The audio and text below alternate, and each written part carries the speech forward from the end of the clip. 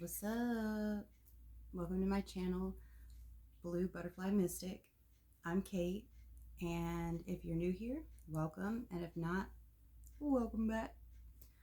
Um, I've been for a couple days now trying to figure out what this message is that Spirit wants for me to bring to you guys today, and I'm seeing in my mind's eye 999, also 1010. And 111. So if you've been seeing those numbers recently, then this message is for you. I think what Spirit mainly wants us to talk about today is healing from wounds of shame. And the only way that I can really explain how I got to this message is by telling you about a song that I've totally forgot about until yesterday, and it randomly came on in my YouTube playlist while I was on my way home yesterday. And it's called Anything But Ordinary by Avril Lavigne. And she says, is it enough to love? Is it enough to breathe? Somebody rip my heart out and leave me here to bleed. Is it enough to die? Somebody saved my life. But she's my most, it's like, I'd rather be anything but ordinary, please. I'd rather be anything but ordinary, please. And so I've been thinking about that song now, and if you can just think back to when you were a kid and when you would get called on or get put on the spot and you would just try to fit in, but then you just end up getting laughed at, and you would try to kind of play it off, but you just could not fight that feeling of being singled out. And I can feel it right now, trying to be yeah, whatever, guys, and that's how I've been my whole life. I was that kid. I was the butt of the family jokes. 309 on the timer. Always the black sheep. Lights are flickering, y'all.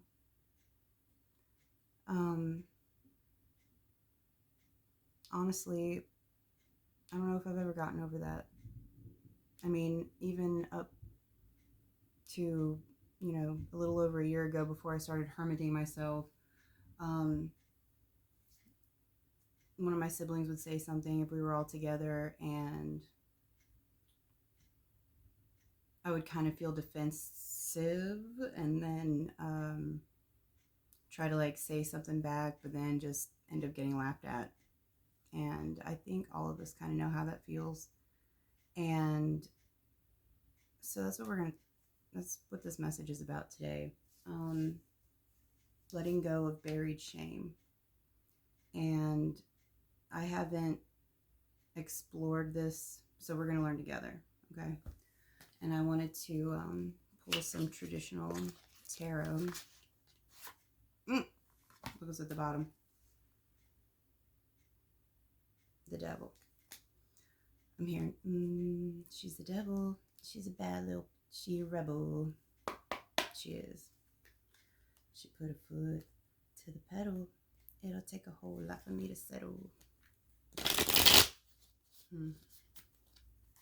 Toxic behaviors.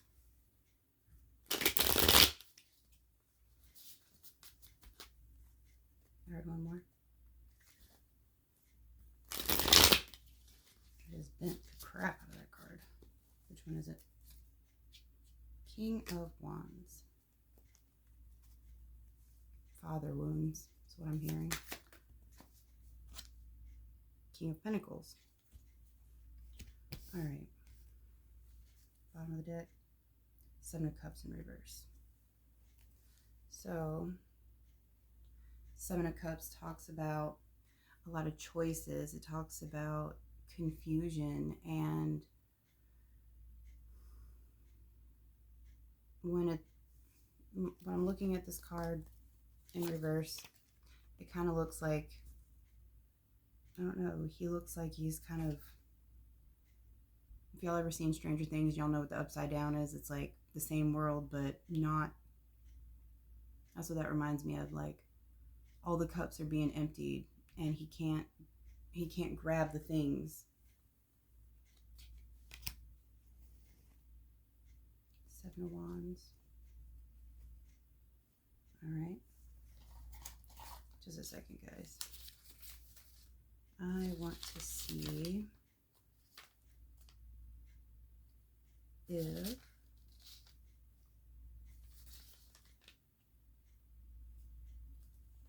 why is it doing that?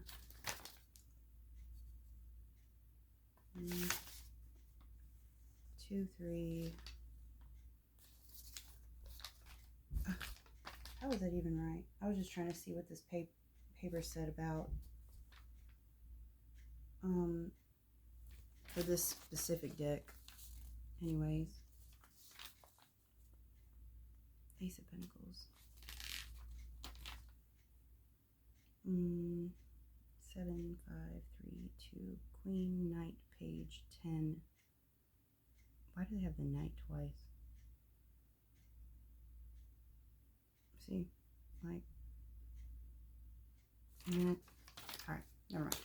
I'm not doing that. Okay, I'm just gonna use these. Okay, I'm not gonna spend 7-11 on the timer. I'm gonna spend a million years trying to find something, because that little pamphlet thing has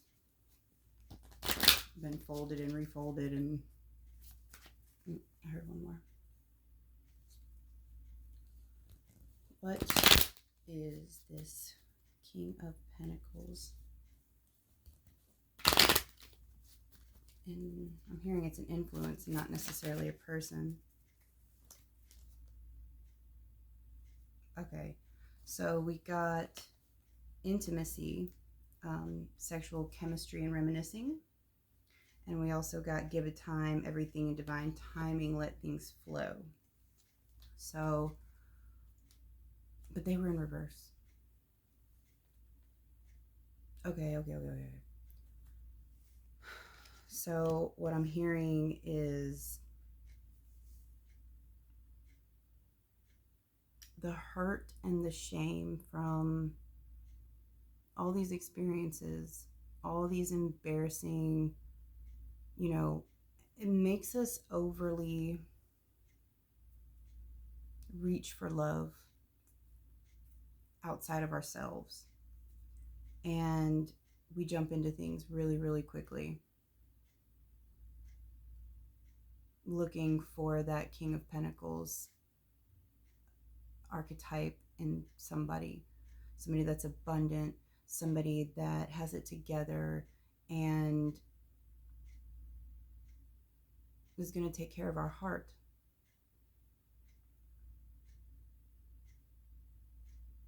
And intimacy in general, from a societal standpoint, has just become so non-existent. People don't even know how to have regular conversations anymore. I mean, hi, how are you? My name is, what's your name? Where are you from? Like, everybody just starts with, trying to see you naked or wanting to show you them naked. And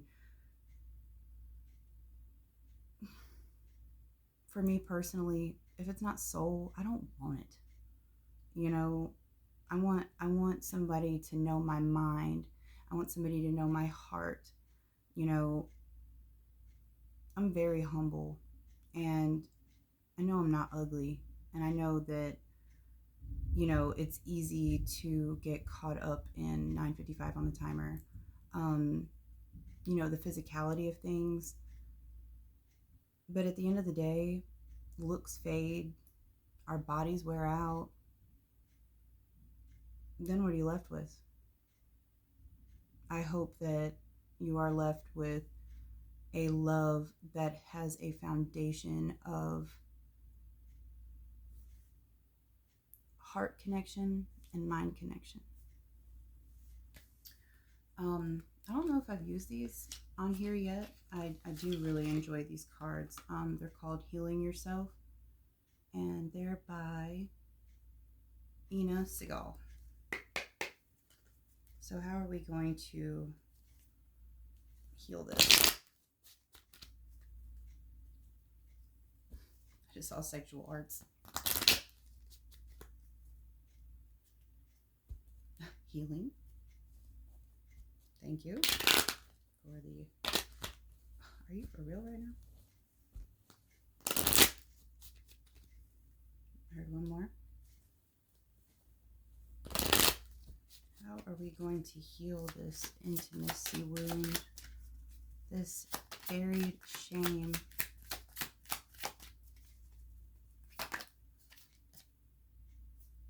Letting go of pride. Anything else? Ooh. Pride in love. I'm hearing not being boastful, not acting like...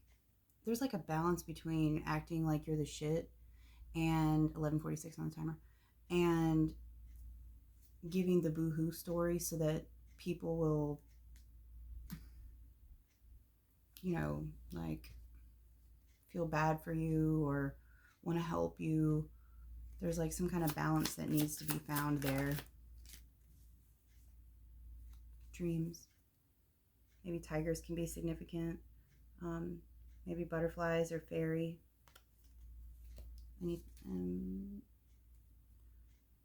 Temptation. Oh, okay. So temptation's at the bottom of the deck. That's what we don't see. So what I'm hearing is like,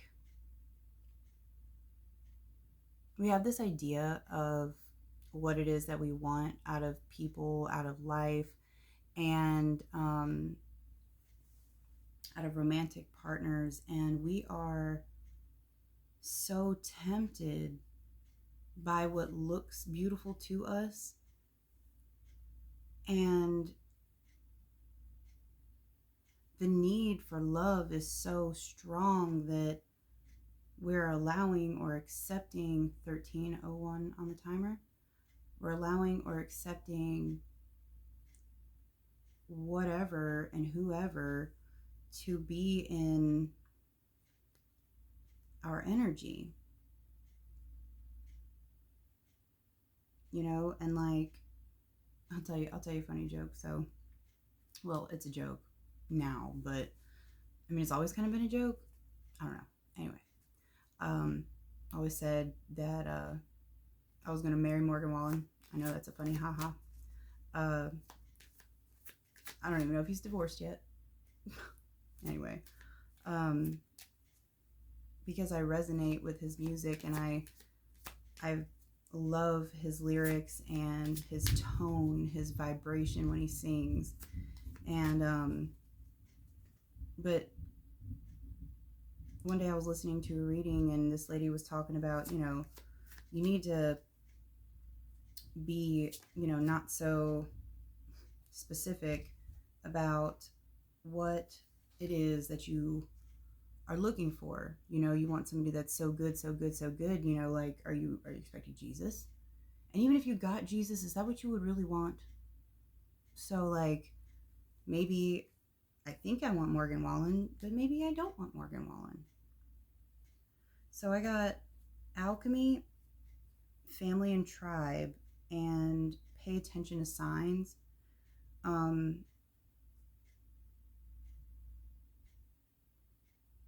There's like maybe sevens are big for you right now. I have the number 10 and 20, so 10-10 again. I see an owl. It's talking about wisdom. Another tiger too. alchemy. Something about transmuting this pain, using the hurt to form something else. How do we do that? How teachable are you? Number 9. Teaching, what are you trying to teach us? The art of letting go. How do you let that go? All right. I want a different deck.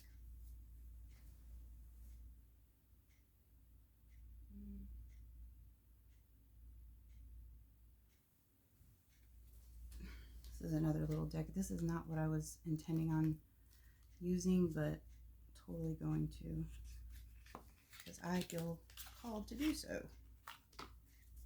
1602 onto Tima. The cosmos, creativity and vastness. Communication, praise, dishonesty. All right, Spirit, what is the first step in letting go of this deep buried shame that we feel that has been holding us back since childhood, keeping us from rising to what we believe we're capable of fully? It's not that we don't know that we're capable, because we totally do. Small steps in asking for help. The Camel Boy. And flow, letting go, and natural movement, the River Queen. So, bottom of the deck, inner conflict, morality, conscious choice, the Dragon's Duel.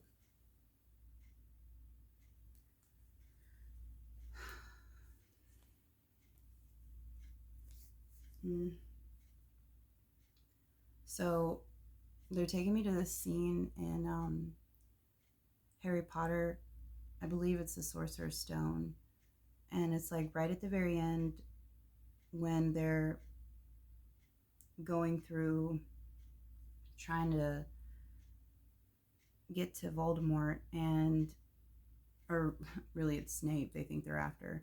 And they get caught up in this, it looks like a bunch of vines, and it's Devil's Snare. And Hermione says, Devil's Snare is deadly fun, but will sulk in the sun. That's it. Devil's Snare hates sunlight. And she says, the way to release yourself is to stop struggling. Stop trying to fight against it, or else it will hold you tighter.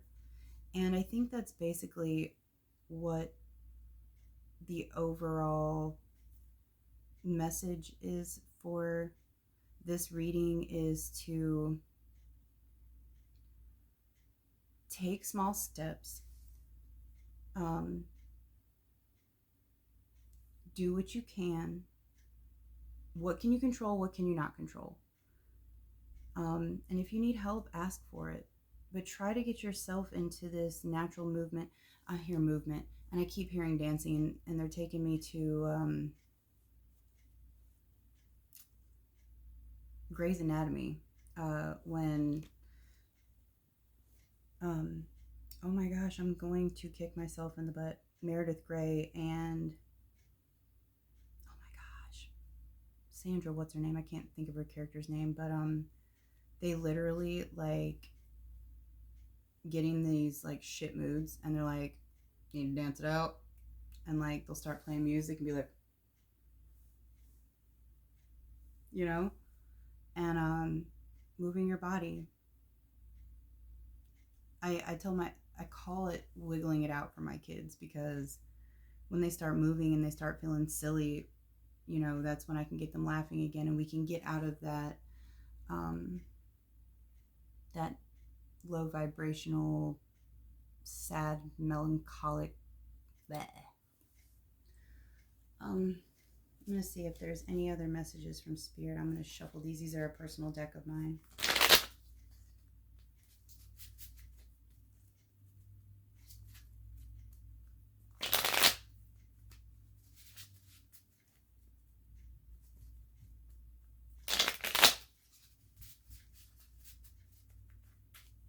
Anything you want my viewer to know, Spirit? You only fail when you stop trying. Anything else? The one who is unafraid to open fully is unstoppable. Because you're not afraid to take risks. An ounce of prevention is worth a pound of cure. Bottom of the deck. It is what it is till it ain't. So basically, like, I'm hearing calculated risks. I'm hearing whatever it is that you want to do, make sure that you're not taking steps that are in any way harmful or, too risky, but don't be afraid to take risks at all, because the only time you fail is when you're not moving towards the goal, and not to care what anybody thinks, because everybody is walking around with the same exact wound. 213 on the timer. Healing takes time. So allow your spell.